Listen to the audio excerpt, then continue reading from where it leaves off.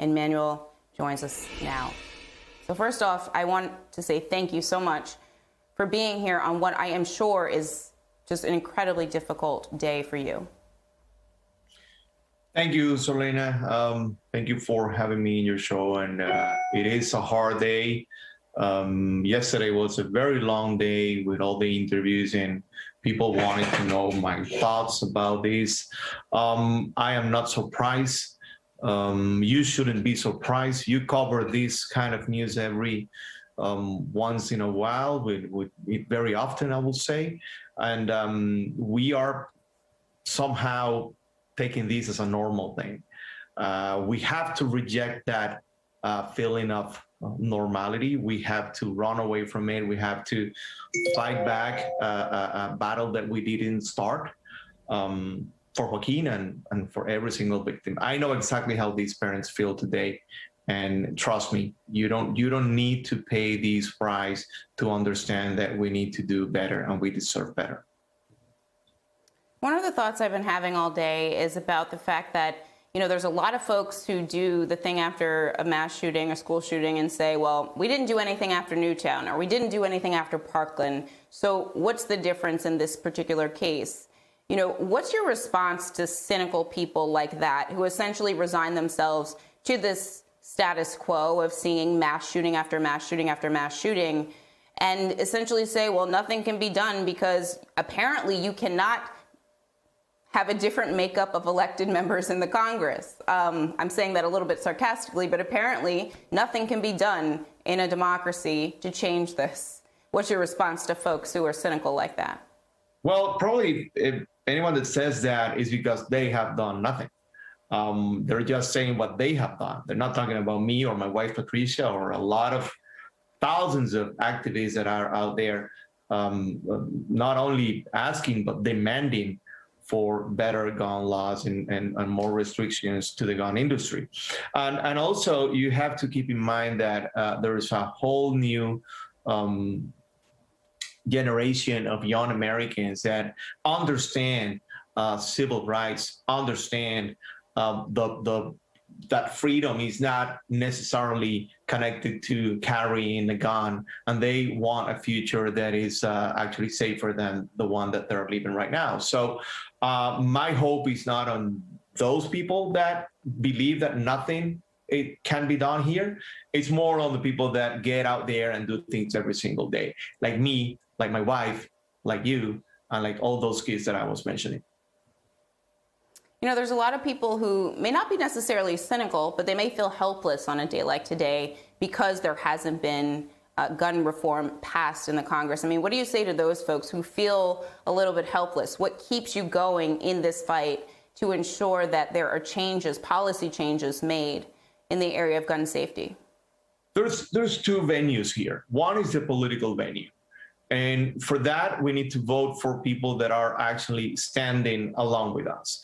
It's easy to do. Do your homework, and all the information of the profiles of these politicians that are running for office, it's out there. It's on the internet. So you can tell who will promote your ideas and respect your life or not. You understand by now that Ted Cruz has no intentions of solving this problem. You understand by now that Marco Rubio or Ron DeSantis have no intention of solving the problem.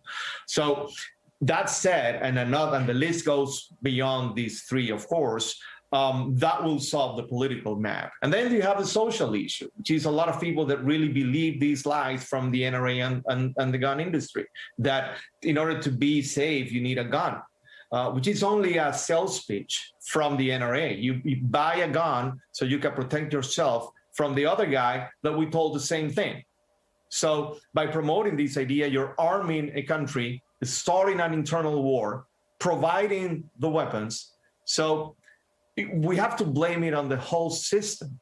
This is way beyond a shooter alone, working alone.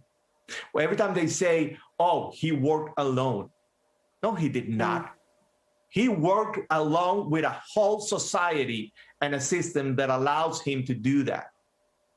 So don't give me that BS. The investigation is still on. It's too early. It's too early for what? It's too early to see the pictures of 19 kids dead? No, it's not. So don't give me that BS either. It's about time at least that we learn how to react. I don't need to offend anyone. I'm just being honest. But if I have to offend someone, I will, because we're talking about saving lives. In this particular case, we're talking about kids. A few days ago, it was African Americans. In El Paso, Texas, there were Mexicans, Latinos. So no one is saved. We need to react, continue our job, and do our homework before the midterms, because it really means a lot. It's really important. And before those congressional elections can even take place, you've also pushed President Biden. You tweeted President Biden that you hold him accountable for promises he made to you directly. I mean, lay that out for us. What promises did the president make to you? And what can the president do, in your view, if the Senate continues to block gun safety reform? This is what I told the president, because I know that institutions work in here and power is not limited to the White House. I told the president, we need your voice. You need to raise your voice. You need to call this as a priority, as it is. You need to prioritize this. You should use the State of the Union to let know everyone that you are willing to defeat gun violence. Even if you can't, by sending that message, a lot of people that can do that will start working along with that idea under that plan. So we don't have a leader that is actually bringing all of us together so we can empower ourselves. That was my demand to the president. I'm not going to ask the president to ban all weapons from the streets. It's just impossible. So when you have the president in front of you, you make sure you ask for something that he can do. And maybe he can do a better job. So he knows me. He knows that I can climb a crane in front of his White House at any time. And he knows that I will hold him accountable regardless that I voted for him or not. Manuel Oliver, thank you so much for being here and for helping us understand what we all need to do as citizens of this country, and for the voters at home, what they can do and not feel hopeless on a day like today. Please stay safe.